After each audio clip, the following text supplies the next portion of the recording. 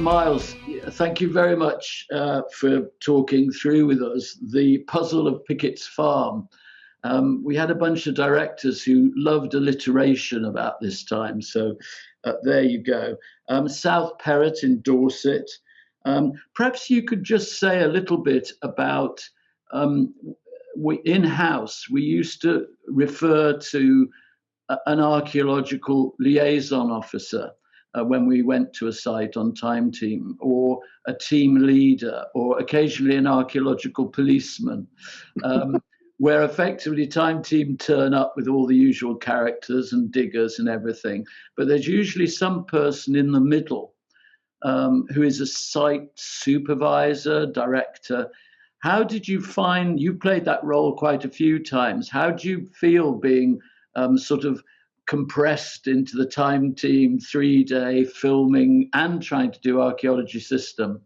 I think I've always found it both terrifying and incredibly exciting, exhilarating, because it's the range of resources that you're able to deploy across sites, and South Perrott was definitely one of those. It was a site whereby Roger and Anita, the landowners, had contacted us at Bournemouth University and said, shown them the finds, and I'd been there and looked at the site and seen the Roman coins and material, and Roger had identified the part of the field where his plough kept striking things, and it was near a Roman road, and it was like, fantastic, this is the ideal site for us at Bournemouth University to survey and do some work on. But we never had the time or the resources to go up there and do it.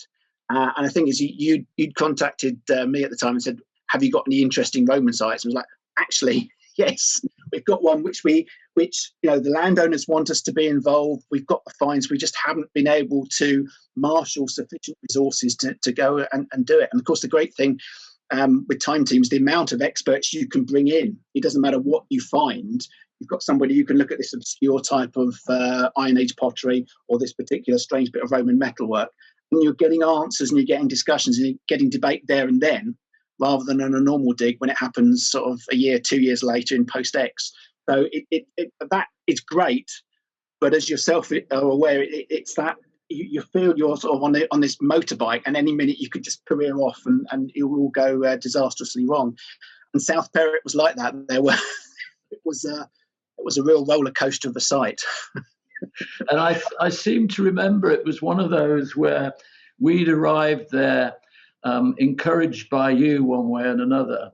And the first day was fairly spectacularly uneventful. Yes.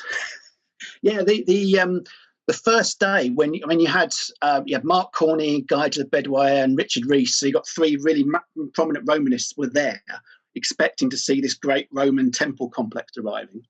And I remember they'd gone through the finds and said, well, pretty much all the building material you've got is certainly not Roman.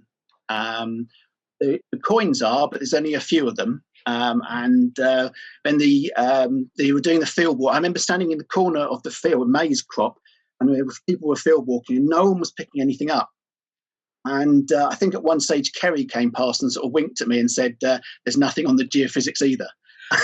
And I have this distinct memory of I turned around, I could see my car parked in the next field, and I thought I could get into that and I could go home and I could pretend I was never here, because I just had that feeling that we were going to spend 3 days finding nothing, and then Tony was just going to at the end of it and say, well, there you go, that happens sometimes. Nothing, absolutely nothing.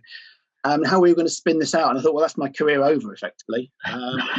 But I think speaking to Mick was very, very positive and was saying that there is going to be something here of some description.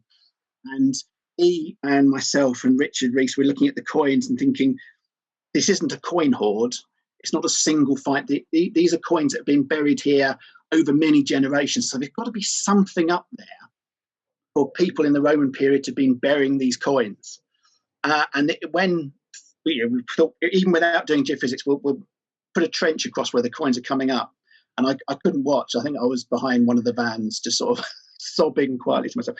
And I heard Phil shout, and he'd found a ditch. And I tell you, I've never been so relieved to see some archaeology, even if it was just a tiny little drainage ditch. Something was there. and it had prehistoric material in it, and I was so relieved.